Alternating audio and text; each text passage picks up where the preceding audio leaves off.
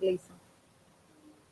Aí entra lá na página. Eu fiz um compartilhamento. Quem é meu amigo também lá no Facebook, você pode ver lá o compartilhamento que eu fiz na página e você vai estar compartilhando e comentando, colocando as suas dúvidas lá também e acompanhando o nosso.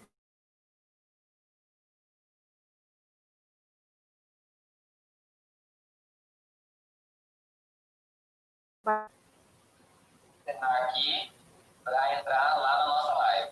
Vamos lá. Aguardamos você lá.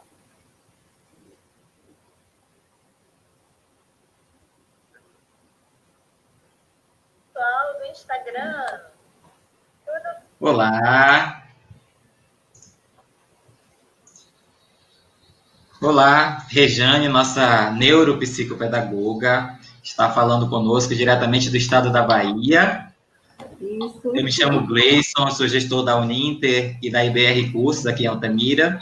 A Uninter, que é uma instituição que há 15 anos atua no ensino superior aqui da nossa região. E a IBR Cursos é um braço nosso, né, aqui, uma outra marca que trabalha com a parte de cursos profissionalizantes. Então, nós estamos aqui agora, acabamos de sair do Instagram, né? Estávamos lá convidando o nosso pessoal para vir para cá para o Facebook para a gente fazer o nosso papo ao vivo. Bom, nós estamos fazendo uma série de lives com o intuito de ajudar você, pai, mãe, educador, que está agora nessa nova realidade de educação remota, né? Os pais estão com os filhos em casa, ajudando eles agora a estudarem, né, os conteúdos escolares, e alguns apresentam algumas dificuldades, né? E o nosso intuito aqui é ajudar realmente os pais a trabalharem bem com seus filhos em casa, né? Nós trouxemos uma live, você que perdeu as nossas primeiras lives, você pode ver na nossa página aqui no Facebook ou no nosso canal no YouTube, tanto da Uninter quanto da IBR Cursos. Você pode acompanhar a nossa primeira live, foi sobre a saúde mental das crianças, com a psicóloga Sandy Julian, que trabalhou com a gente esse tema, foi super interessante, mais de 1.000 pessoas já viram, só falta você ver realmente, se você ainda não viu. Na segunda, nós trabalhamos sobre produtividade, então, como organizar as tarefas das crianças, né, em casa, enfim, como estudar melhor. E hoje nós vamos falar sobre como o seu filho aprende. Um tema muito importante, por isso nós trouxemos uma pessoa de renome, né, que é a nossa neuropsicopedagoga, a Rejane Passos. É uma pessoa muito famosa na internet, se você ainda não a conhece, segue, lá no Instagram, Psicopedagoga Passos, vou deixar no finalzinho da live, então se você se interessou, não perde, fica até o final, vou deixar o Instagram dela para vocês. E aqui no Facebook, Rejane Passos, né, que também você pode seguir o trabalho dela, entrar em contato, tirar dúvidas, tá? E ela que é uma pessoa caríssima, né, que está falando com a gente diretamente de Firmino Alves, uma cidade da Bahia onde ela atua. Ela é pedagoga, também é especialista em psicopedagogia, com 2 habilitações, né, clínica e institucional, e é neuropsicopedagoga. Como não poderia deixar de ser, é docente universitária, né, atua em 2 instituições da Bahia, a Faculdade Batista de Salvador e a Faculdade Espírito Santo também, né. É um prazer para nós, nós estamos lisonjeados de poder receber você aqui na nossa equipe, para trabalhar com a gente e transmitir essas dicas tão importantes nesse momento aí de isolamento. Seja bem-vinda. Boa noite, pessoal. Eu gostaria de agradecer aqui ao convite da Uninter. É um prazer para mim, enquanto profissional, estar falando com vocês aqui do interiorzinho da Bahia, mas nesse período crucial, nesse período tão difícil. A conexão da Rejane está um pouquinho ruim, mas acompanhem com a gente, tá? Daqui a pouquinho nós estaremos... Ela vai voltando. Pronto, está de volta. Levar um pouco de conforto, de acolhida para os pais e orientar em alguns momentos, em algumas dificuldades que já estão surgindo aí ao longo do caminho, visto que nós já estamos aí praticamente com 90 dias sem aulas, e a gente precisa saber como estão o funcionamento do cérebro dessas crianças. enquanto educadora, enquanto especialista também na área da aprendizagem, a gente já começa a observar, porque a gente também tem feito alguns atendimentos online, e também as nossas escolas que a gente atende, a gente também tem feito acompanhamento junto com professores e uma equipe de psicólogos também, para tentar sanar um pouco essas dificuldades que já estão acontecendo nesse período. Que legal. Então, sua ajuda vai ser de grande valia para os pais que estão nos ouvindo aí na nossa audiência, não só os que estão agora conosco, mas os milhares que verão depois esse vídeo que nós vamos disponibilizar nas nossas redes sociais, para que, obrigado, para que todos possam acompanhar. Então, o nosso tema principal de hoje é como a criança aprende. Nossa neuropsicopedagoga presente, como a criança aprende? Na realidade, a criança aprende, ao nascer, ela já aprende, né? Quando ela está no ventre da mãe, ela já passa por um processo de aprendizagem, que é pelo processo de ouvir, através dos estímulos. E quando essa criança ela vê o mundo, ela já vive no campo visual. Então, a aprendizagem, se ela não ocorre só dentro do âmbito escolar, ela ocorre desde a família. Então, o processo de alfabetização da criança, ela se dá lá no período que a família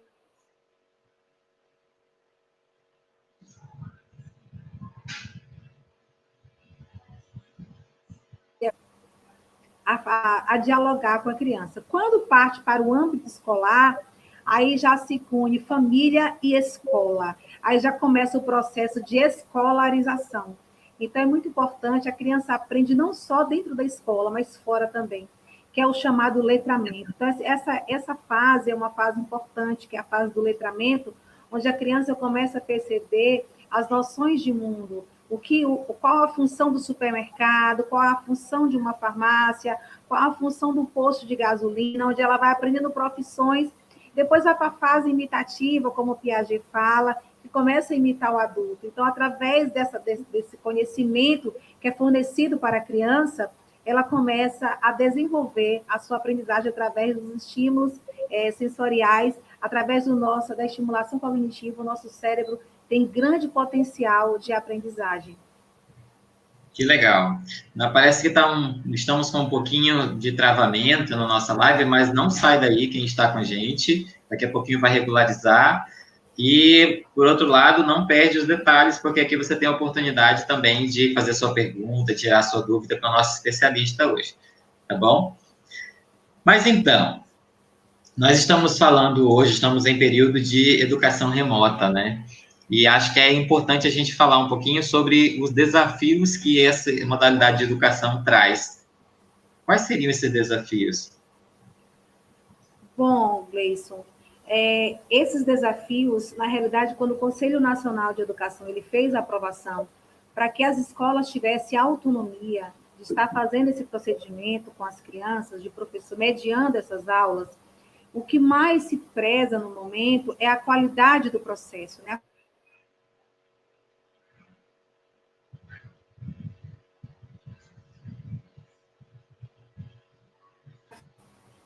Chegam também até as famílias, a orientação que é dada. Então, não é só uma atividade, não são só as ferramentas, não são só as plataformas, mas a forma como a família é acolhida, a forma também como é orientada. Isso vai contar muito nesse período de educação remota.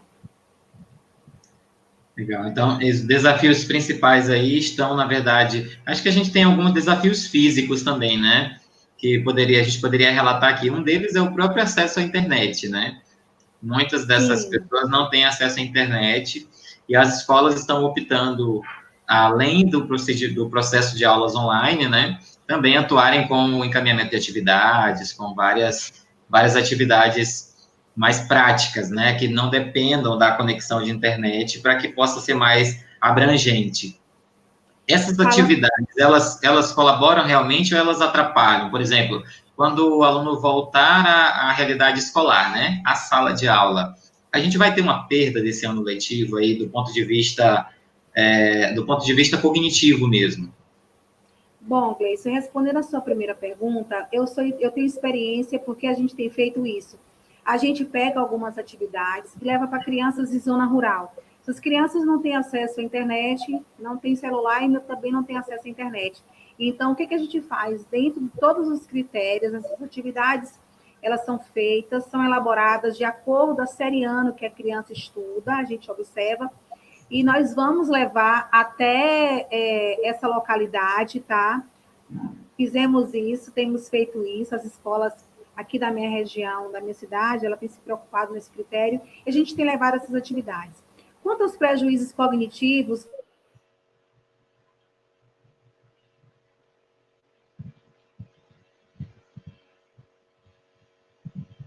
transmissão, dessa aula ao vivo, dessa transmissão, dessa conexão com o professor, desse diálogo que o professor tem todos os dias, claro que vai fazer falta. Claro que eu sinto falta até mesmo das crianças no pátio da escola, tia para lá, tia para cá.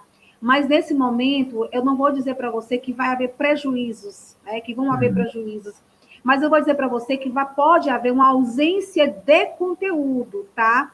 E essa ausência de conteúdo, a gente precisa repor os conteúdos, visto que essa criança ela não será reprovada, tá? Então, ela vai ter uma aprovação automática.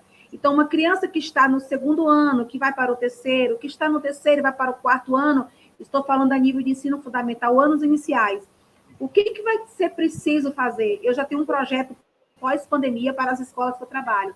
Nós estaremos fazendo uma anamnese de turma para a gente observar o nível de aprendizagem quando saiu, pandemia e pós-pandemia.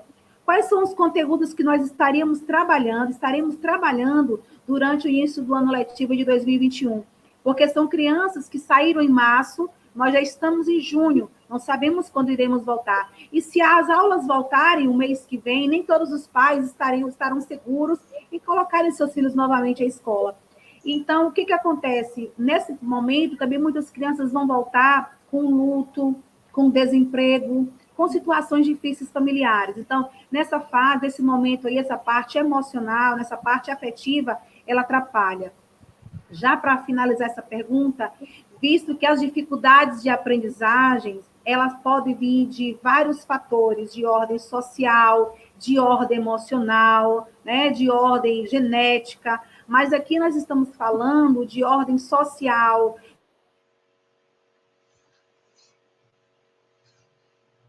Estamos com problema de conexão com a professora, mas fiquem aí, não saiam daí que a gente já está voltando. Temporário.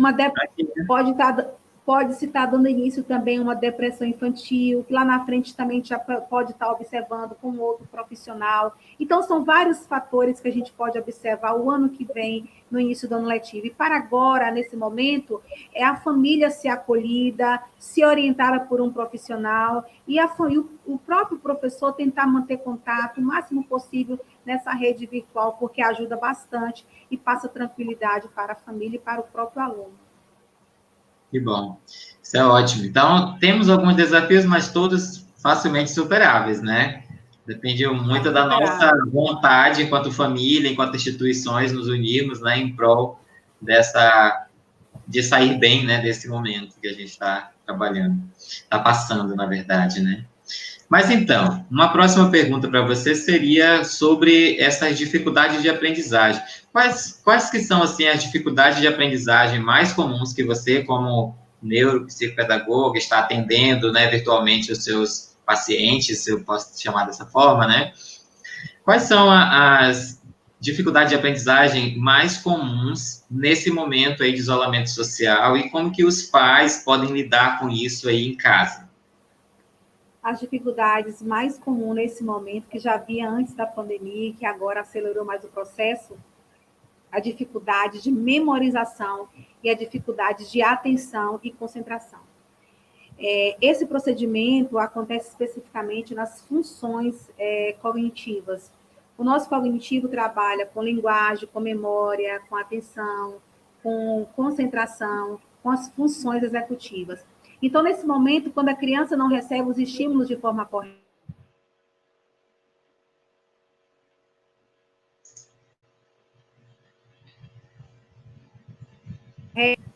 numa sala de aula, o professor lança um texto, faz uma proposta, faz a explanação do conteúdo, os colegas interagem uns com os outros. Nesse momento agora, a gente está em casa, um pai, uma mãe, ou um tio, ou uma avó, os familiares que estão com essa criança. Só que esses familiares, muitas vezes, eles não têm essa habilidade de estar passando esse conteúdo, de estar revisando esse conteúdo com o aluno. Então, nesse momento agora, a criança pode ter esta ausência. Aí a gente pode chamar de prejuízos, né? Ela vai ter prejuízos na aprendizagem. O cognitivo dela existe, mas os estímulos não acontecem de forma correta. Então, quando eu faço um atendimento com a criança, por exemplo, eu já começo a falar com ela: tia, boa tarde, como você está? Ela vai me responder. Mas quando eu começo a introduzir perguntas de lógica, de raciocínio, que requer uma estratégia mais intensa, a gente começa a perceber que aquela criança, ela não te responde da forma como ela respondia antes da pandemia. Então, o que acontece aí? Houve, no início da pandemia, no início desse procedimento, quando a gente começou o isolamento social, algumas crianças, algumas famílias tomaram como férias, achou que ia voltar logo, mas agora o que acontece? As crianças perderam a rotina, né? Essa questão de acordar cedo, mas agora a gente também já observa que algumas escolas já estão dando uma retomada, a criança tem que estar sentada frente ao computador, né? No horário de aula, sentado com o uniforme da escola, para que o seu cérebro comece a entender, né? Fazer a questão da plasticidade, que tem que passar por uma adaptação novamente. Vamos para lá. Você se relaxou, o cérebro ficou relaxado um pouquinho, mas agora a gente tem que dar uma retomada, a plasticidade cerebral.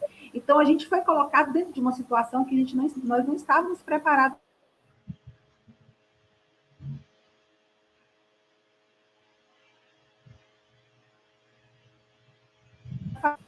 Claro que neste período aí, Gleison, o que a gente observa é o seguinte: as dificuldades de aprendizagem, elas estão bem gritantes mesmo.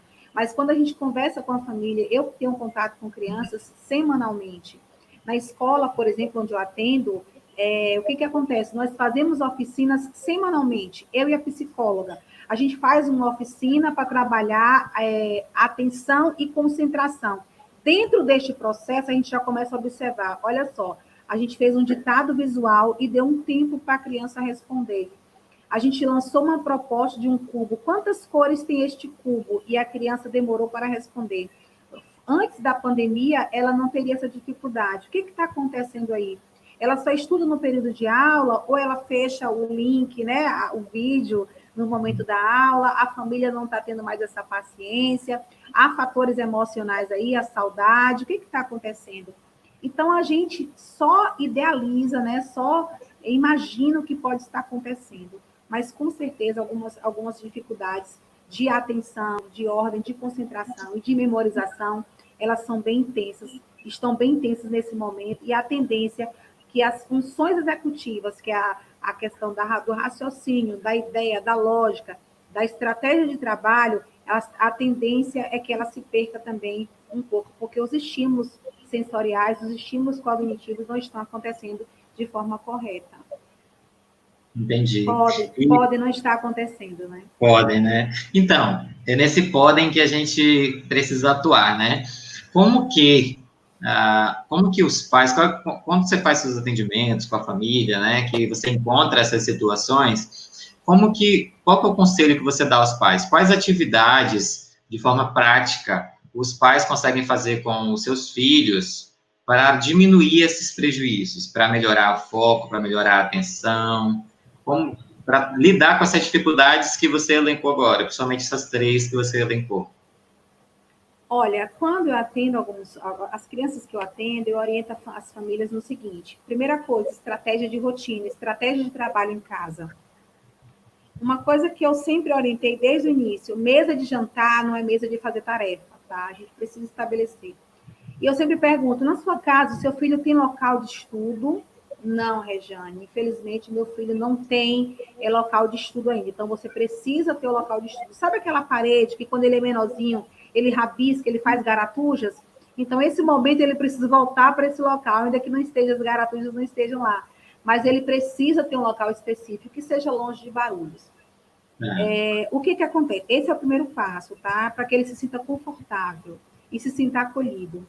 um diálogo para qualquer criança, um diálogo bem falado, né? Um diálogo bem detalhado, bem orientado. Se o pai não se sente seguro, se a mãe não se sente segura, que também esteja passando por enfrentamentos aí que compromete seu diálogo com seu filho, procure uma orientação profissional.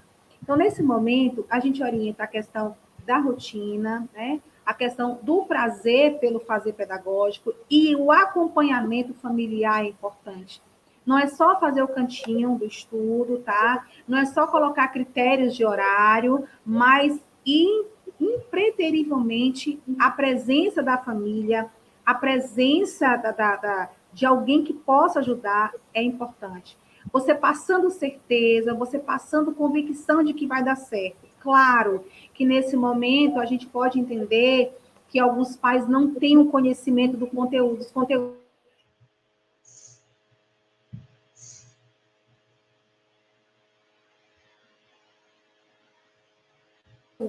Eu não tenho conhecimento da matemática do 6º ano, o que eu vou fazer agora? Peraí. A gente precisa entre em contato com o professor, ver como é que está sendo a qualidade do processo, né? Como essas atividades têm chegado. Então, nesse momento agora, é o acompanhamento familiar para que essas dificuldades não aconteçam e que a criança se sinta acolhida. Então, talvez se o pai, se for uma atividade de recorte, por exemplo, o pai pode estar perguntando eu oriento os pais, pergunta ao professor o que você pode também estar elencando junto a essa atividade. Então, eu sempre falo para ele, além da atividade, faça jogos de sucata mesmo, que você tem em casa, começa a trabalhar a questão da atividade em grupo. Eu dei uma dica bacana esses dias para uma família, olha só, ela disse, olha, eu não tenho nenhum material em casa para trabalhar com ele está com dificuldade de leitura e escrita. Eu disse, você tem uma fruteira em casa? Ela disse, tenho.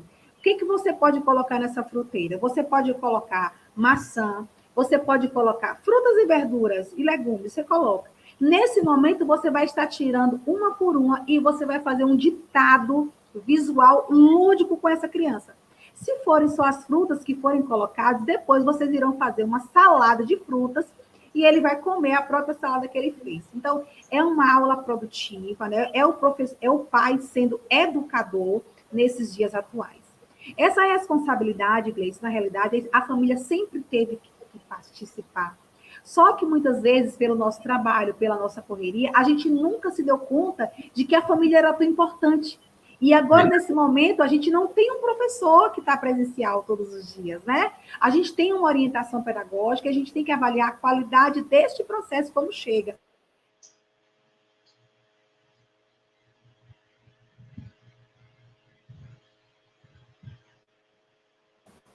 Parabenizo aqui aos meus colegas professores que têm se desempenhado, que na sua formação pedagógica não recebeu nenhum treinamento para estar trabalhando em plataformas digitais, para estar elaborando conteúdos digitais, e estão garantindo esse processo que chegue até os nossos filhos. Então, parabéns, professores, parabéns, parabéns. E é isso aí, a família e acompanhamento. As atividades, são várias atividades com cartelinhas de ovos, a internet tem uma gama de oportunidades. Os jogos competitivos que a gente tem em casa, por exemplo, para trabalhar o controle inibitório. O que é controle inibitório? Controlar o impulso, observar as emoções. Se ele só gosta de ganhar, não gosta de perder. Dominó, um baralho, o jogo da memória. Alguns jogos que seus filhos têm aí, vocês podem estar confeccionando para trabalhar material de contagem com palitos de picolé, com outros materiais que a gente pode estar fazendo, colorindo com tinta guache. Se você não tem um material de sílabas móveis em casa, o que eu posso estar fazendo, Regina? Você tem um pedaço de EVA em casa, recorte no tamanho mais ou menos assim dá para perceber um quadradozinho, você vai medir.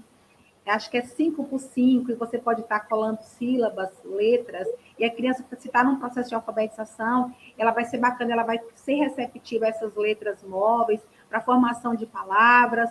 Eu tenho acompanhado uma criança de São Paulo mesmo, que não estava indo para a escola, não foi para a escola. E a criança, nesse período, semanalmente, a gente tem um encontro virtual, eu e a mãe, e a gente introduz atividades. A criança está conhecendo as vogais, fazendo já a associação figura-palavra, consciência fonológica, então é muito bacana. Então, tem muita coisa para a gente aprender nesse caminho desse período de pandemia. Que legal. E falando em jogos, em utilização de jogos na alfabetização, não só na alfabetização, mas na educação como um todo, né? Na educação formal. Na próxima live, nós teremos aqui a Mirlane Guará, que é uma pupila sua, é nossa aluna aqui na Uninter do curso de Psicopedagogia. E a Mirlane vai trabalhar aqui, vai apresentar algumas opções de jogos que os pais vão poder fazer em casa, coisas que ela aprendeu com você, aprendeu nos cursos da Uninter.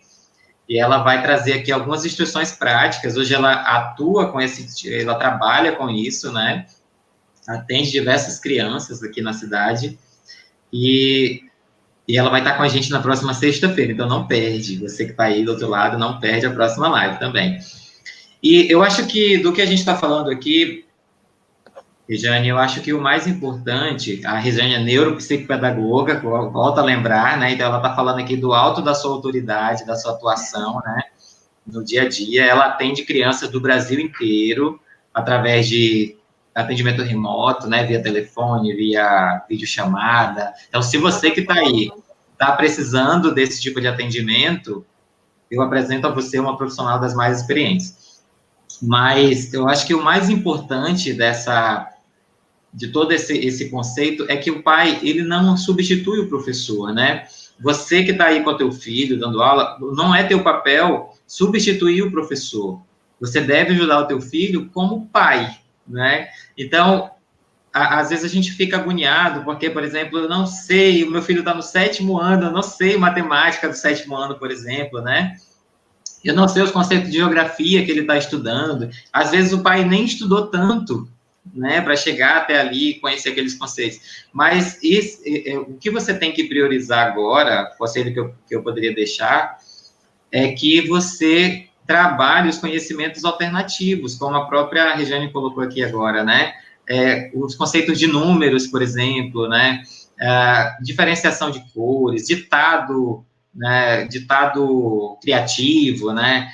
Enfim, que você atue como auxiliar na educação, né?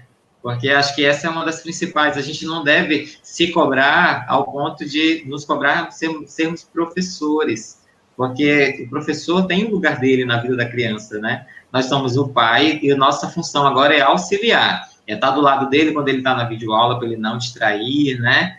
É ajudar na atividade orientada pelo profissional da educação, que foi quem programou aquela atividade, e assim sucessivamente, né? Que você seja o pai, seja, né? Isso fica também para os nossos educadores aqui, né? Auxiliar os pais, muito mais do que dar uma aula pelo Zoom, por exemplo, né?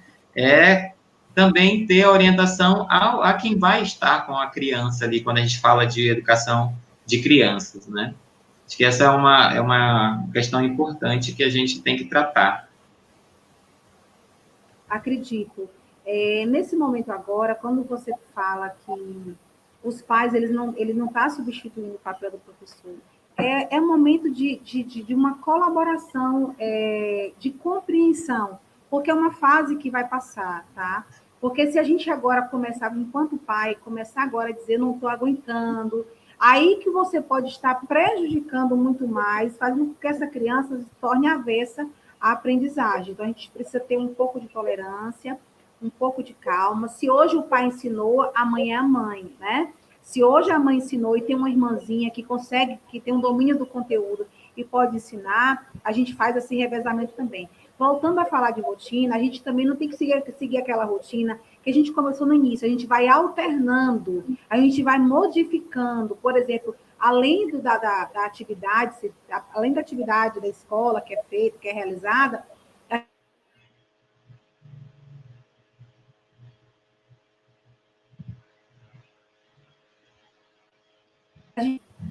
à tarde nós iremos assistir a um filme. Olha que bacana. Você já está dando um reforço positivo, potencializando uma parte para que a criança sinta prazer. Não, vou fazer. Não que seja uma troca, mas para ela entender que depois daquilo ali vai haver um momento prazeroso.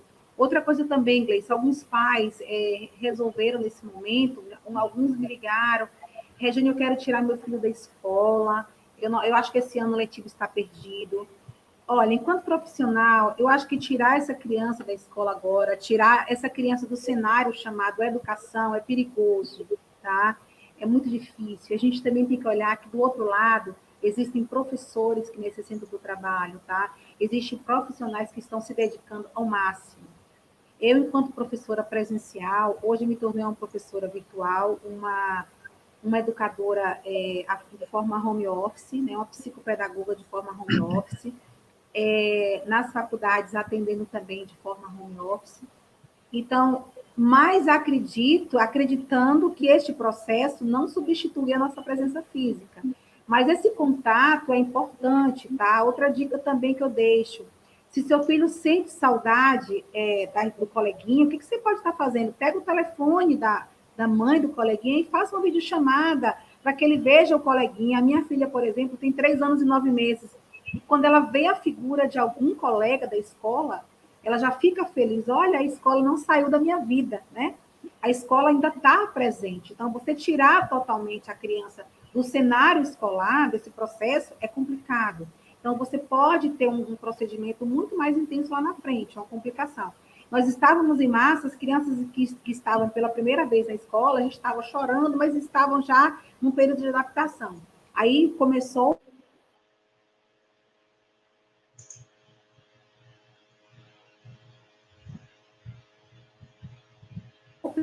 Vamos esperar mais um pouco, vamos ver o que a escola pode estar fazendo nesse momento, né? A qualidade que a escola tem tentado ao máximo. Volto a dizer, uma das fases que vai deixar marcada a minha vida, Gleison, foi quando eu nós fomos em uma zona rural e tinha uma serra muito grande. E de longe nós conseguimos avistar 5 alunos. Mas eles nos receberam de uma forma tão calorosa, era uma serra, o carro não subiu, nós fomos a pé. E eles, quando viu a gente, parecendo que estava ganhando um caminhão de brinquedos, nós estávamos levando apenas atividades, sabe? A gente pode levar esperança e dizer assim, olha, para alguém que disse, olha, a escola não acabou, a escola voltou, a escola veio até a gente, tem alguém que se preocupa. Então, nesse momento agora, a gente precisa entender que tem alguém que está lá do outro lado do mundo, na serra, precisando de uma atividade que esse professor tem caprichado para fazer. Então, toda semana, eu faço meu planejamento dessas crianças que moram em zona rural e vou levar, junto com a direção escolar e com a professora regente da sala. Então, a gente faz baseado no sentido de a professora leva dela e eu levo a mim, enquanto psicopedagoga também, para orientar as questões de função, de atenção, de concentração. A gente também tá com um termômetro aí, existe um termômetro nesse momento que está medindo essa questão da aprendizagem no Brasil. Legal. Nós estamos em pleno lockdown aqui na cidade, na verdade, né? E isso tem nos deixado mais preparados, digamos assim, né? Então, hoje, as crianças ainda não estão voltando para a escola, acho que nem aqui, em nenhum lugar do Brasil, pelo que eu conheço, né? E ainda devemos ter um tempo, né? Então, os pais devem estar preparados para acompanhar por mais ainda alguns dias, né, os seus filhos em casa, porque essa realidade não vai mudar, não tem uma previsão de mudar tão rápido, né? A volta às aulas. Não tem previsão. E ainda que volte, nós estaremos com vários critérios, né? Porque esse vírus, de acordo com alguns estudos que a gente tem visto aí, que a gente tem observado, ele não vai sair tão cedo do circuito no Brasil, do nosso cotidiano, né? Então, nesse momento, vão haver critérios de avaliação. Eu, por exemplo, já comprei uma máscara protetora, porque eu estava estudando que essa questão dos olhos, do nariz, não só pela boca, mas os olhos também, eles podem comprometer essa questão do contágio. Então, assim, a gente precisa agora entender que a retomada vai acontecer, tá? Nós estamos no pico aqui na minha região mesmo, o vírus começou a chegar gritante agora. Então, as grandes metrópoles já estão mostrando o que realmente o vírus faz. Mas para a gente, começou a chegar aqui agora. Então, mas nós estamos aqui nos cuidando dentro de casa, orientando. Por exemplo, todos os dias eu trabalho, todos os dias eu tenho atendimento. Então, é um desafio a orientação para pai, a orientação para filho, orientação também trabalho com idoso, tá, Gleice? Trabalho com a terceira idade, faço atendimento com a terceira idade, home care, e faço também nessa forma home office. Então, tenho observado também que a ansiedade desse procedimento A ausência de atividades também pode desencadear vários fatores aí. Como eu trabalho com a psicóloga, eu estou sempre observando. Qualquer coisa eu já sinalizo a psicóloga. Dá uma olhadinha aqui que esse paciente, que esse aluno está precisando. Então, a gente está sempre montando uma estratégia de trabalho. Eu fiz um plano de ação institucional, enquanto neuropsicopedagoga.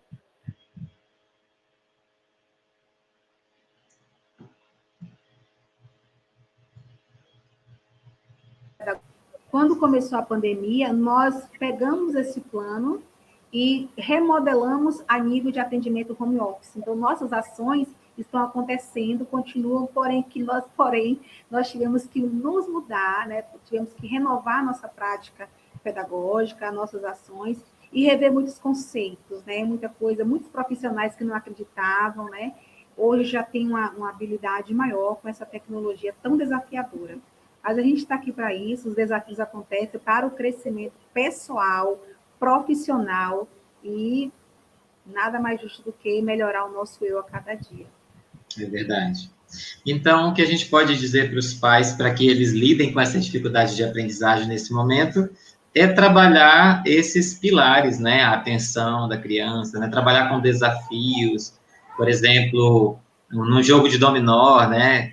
Se a criança não sabe contar, ela vai aprender. Tem dominós coloridos, por exemplo, né? Que ajudam ela a trabalhar essa cognição, a atividade simples, com atenção e foco. Por exemplo, colher uma fruta no quintal, né? Saber separar o que é uma fruta verde, uma fruta madura, por exemplo, parece uma coisa muito simples, mas para a criança é uma atividade mais complicada do que para nós adultos, né? Estimular ela a fazer isso, né? São situações, são coisas que vão estimular essa cognição dela, né? Fazer com que ela escreva, por exemplo, estimula a criança a ter um diário, se ela já sabe ler e escrever, né? Ela tem um diário para que ela desenvolva, faça a manutenção do raciocínio lógico, né? Entre outras atividades que podem ser desenvolvidas aí de maneira simples, que podem reduzir essa perda de atenção, essa perda de foco, né? Que vai melhorar bastante quando essas crianças tiverem que voltar, né, para a atividade. Uma outra coisa que, inclusive, a nossa outra palestrante aqui, a nossa outra convidada, a professora Judite, que é orientadora do Pulmon aqui de Altamira, ela tinha falado com a gente, que eu vou relembrar aqui, que é a rotina. Você precisa estabelecer uma rotina com a família em si, né? Não só com a criança, ter hora de acordar, ter hora de deitar, ter hora de comer, ter hora de fazer tarefa, hora de brincar, hora de ver TV, hora de usar o celular. Então, você precisa manter essa rotina para que quando essa criança volte para a escola, né, ela esteja acostumada a isso, não seja algo novo, algo que vai agredir ela na sua rotina, né, do dia a dia. Isso é uma dica que fica para vocês aqui. Claro, tudo que tem na nossa casa, se a gente for parar para analisar, é pedagógico, né? Existe um meio para aquele material ter chegado ali. A nossa água é pedagógica, tanto que tem um dia mundial, acho que é 5 de março. Não, 5 de maio é o Dia Mundial da Água, se eu não me engano, se não me falha a memória. Então, a nossa água é pedagógica, o trabalhar com a água, a areia, se você tem areia, tem acesso à areia no fundo do quintal, e as crianças não conseguem, não têm habilidade de escrita ainda, as habilidades de escrita na areia, ela antecede o grafismo, né? Ela te dá a parte de coordenação motora fina, da motricidade fina, trabalhar os músculos das mãos. Então, tem muita coisa aí, viu, Gleice, que a gente pode estar fazendo. Os numerais a gente pode estar fazendo de papelão, a gente pode estar colorindo. Gente, tem uma seriedade de atividades e de oportunidades. Então, a criança também, quando ela arruma o seu material, né? Quando ela arruma o seu quartinho, isso é pedagógico, isso é levando o seu cérebro a uma organização.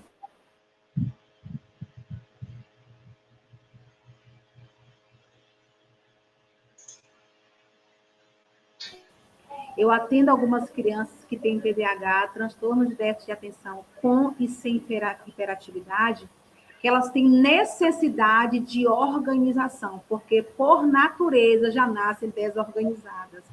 Nesse momento agora, é uma necessidade básica de estar próximo a esta criança, tá?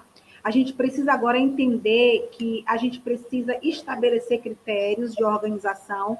O cérebro agora precisa voltar novamente. Espera aí, você estava da forma como você queria, mas agora a gente precisa introduzir reações. Por exemplo, tem crianças em sala de aula, Gleison, que mesmo de forma presencial, ela só consegue finalizar uma atividade se toda hora o professor falar, volta, João!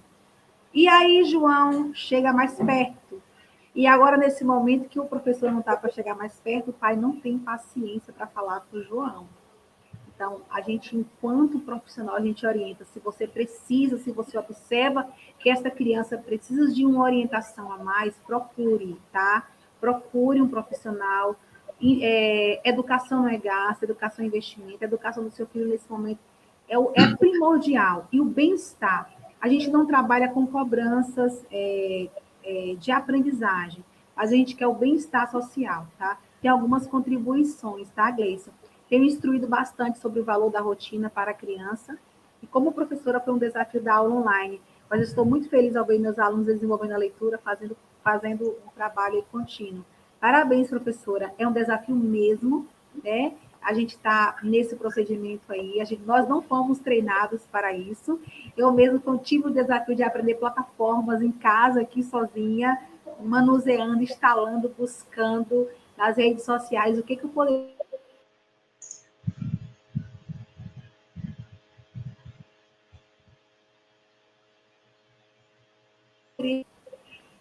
Gostei de desafios. Sou professora de educação infantil. Um beijo, Mara Coelho. Educação infantil, eu sempre falo, educação infantil é a porta de entrada para o indivíduo para começar a alfabetização. E lá na educação superior, a gente consegue identificar se a criança teve um período feliz e eficaz na educação infantil. Criança que não salta, que não pula, que não rasga papel, que não desenvolve a coordenação motora ampla, que não faz pareamento, que não salta, que não dá gargalhada, que não participa de musicalização, ela não tem um bom processo de alfabetização. E lá na vida adulta, nas demandas sociais, ela encontra vários entraves. Estou tendo dificuldades com minha filha de 6 anos, ficar em frente ao computador com as aulas online. Olha aí, Clarice Santos dando a contribuição. Olha, Clarice, se essas aulas são gravadas, tá? Você pode escolher outro momento, tá? Dá uma intercalada. Agora, se essas aulas são ao vivo, converse um pouco com a professora se há possibilidade de outro momento, tá? Quando as aulas são gravadas, eu sempre falo para a escola, faça uma flexibilidade de horários, porque tem até o final do dia, as crianças, elas ficarem todo dia na frente do computador, cansa, tá? Essa metodologia aí, ela acaba cansando a nossa mente, tá? A criança não foi preparada, projetada para estudar pelo computador. Então, todos os dias, a gente que faz uma faculdade EAD, a gente tem um dia de estudar, mas as crianças estão todos os dias de frente a uma tela. Então, assim, a dificuldade, né? As aulas são online, as aulas são ao vivo, pelo que ela está falando, que as aulas são ao vivo. Conversa um pouco com a família, com a escola, né? Tenta falar que essa criança está cansada, que ela vai ficar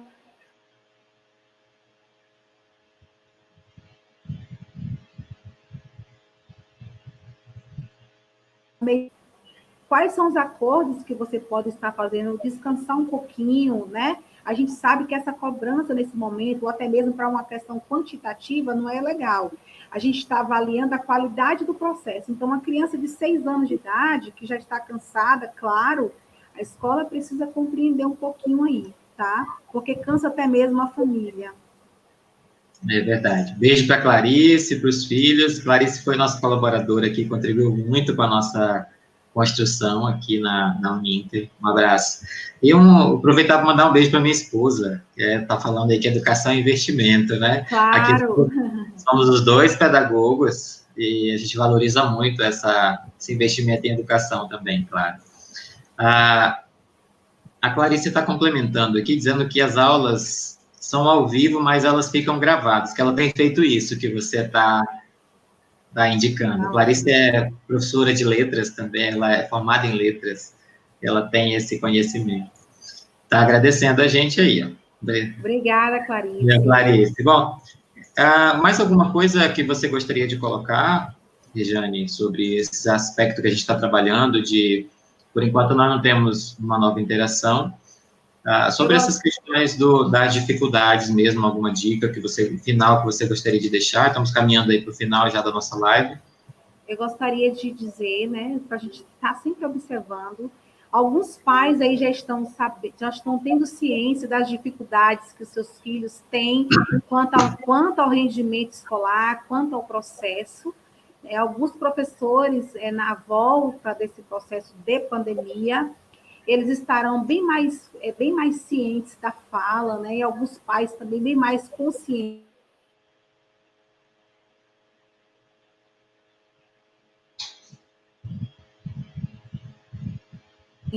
Atividade de matemática, atividade de várias disciplinas, até mesmo do inglês, e o menino tem que dar conta do recado, então a gente vai precisar agora ter um pouquinho de calma.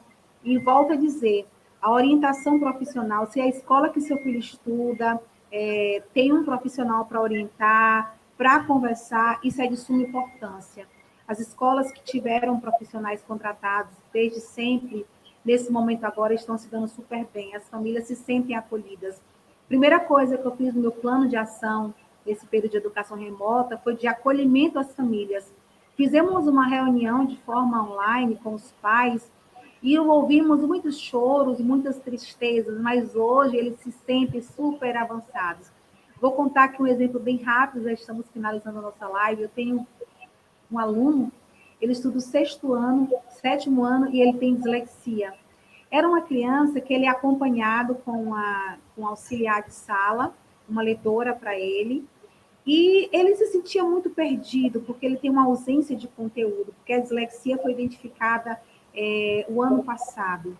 Mas nós estamos acompanhando essa criança, né, vendo o avanço dele. Só que nesse período de pandemia, vocês não têm noção, ele deu um salto na vida, porque ele se identificou com as aulas online. Ele gostou de fazer vídeo, de ouvir. Então, ele tem uma aprendizagem auditiva. A gente tem 3 tipos de aprendizagem, tá, Gleice?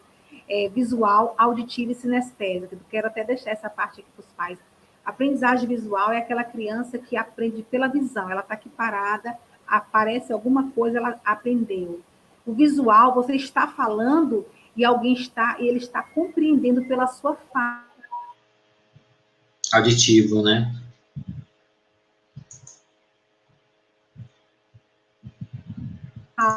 Existem pessoas que têm os 3 tipos de aprendizagem: visual, auditiva e sinestésica. E nesse momento, esse menino, ele se deu super bem com essa questão das aulas remotas.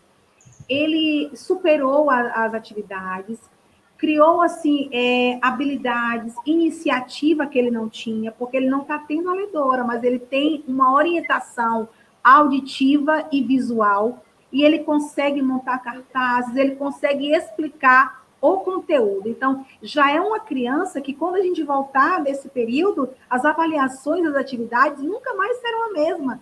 Talvez a gente nem precise da pessoa, porque ele vai dar conta do recado de forma como ele tem dado agora. Então, são avanços, são observações que eu deixo aqui, que nesse período de pandemia, de crianças com dislexia, tem tido grandes avanços, tá bom? Que bom, que legal.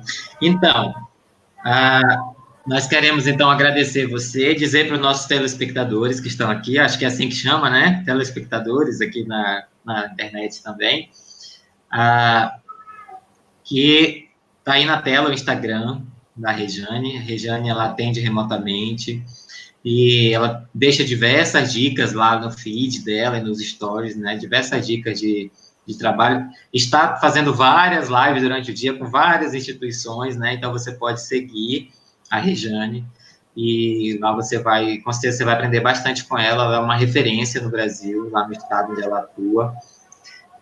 E caso você precise dos serviços, chama no direct, né? Lá no Instagram, chama no direct, faz uma pergunta, tira uma dúvida. Ela é super acessível.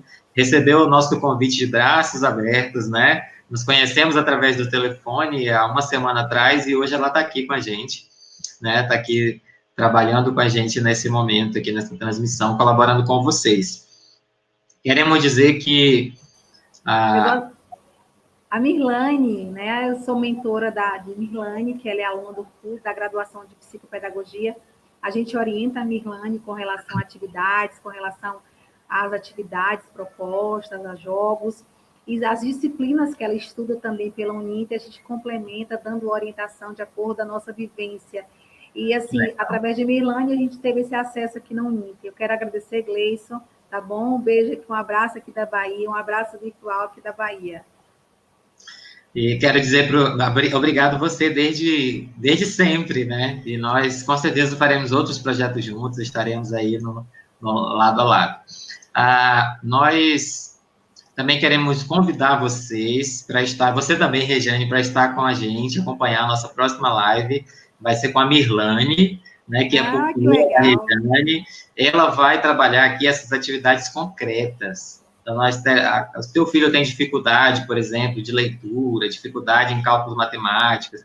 A Mirlane vai trazer aqui exemplo de jogos que você consegue montar em casa para trabalhar com o seu filho as mais diversas atividades. Isso é muito legal. Se você não estiver aqui, só você não estará, como diria, né, um certo humorista, porque vai ser algo muito, muito, muito diferente do que vocês têm visto aí, vai ser algo bem prático.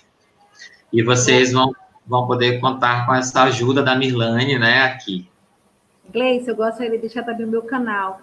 Eu tenho um canal que tem lá várias dicas de jogos para atividades de alfabetização feitos com sucata. Regiane Passos, Educação Especial. Tem muita atividade para autista, atividade... Olha aí, Elane, para você então, tá? Segue ela lá no canal, ela tem várias atividades para essa área. São jogos feitos de sucata. Dá uma passadinha lá no meu canal. E vai lá no meu Instagram, no meu Facebook, tem uma página também, vocês vão gostar.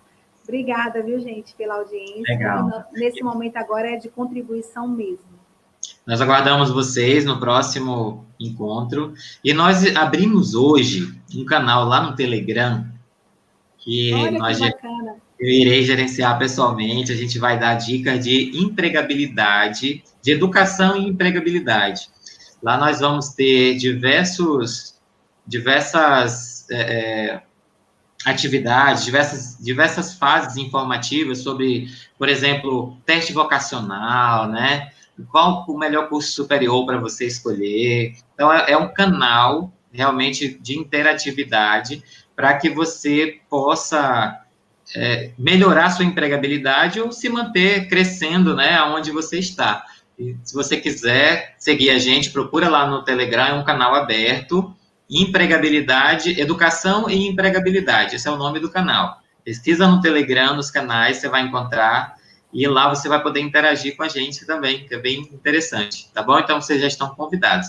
E na próxima, volto a dizer, na próxima sexta, nesse mesmo horário, aqui estaremos com a Mirlane falando sobre atividades concretas, jogos na educação dos seus filhos. Então, vocês não podem perder, tá bom?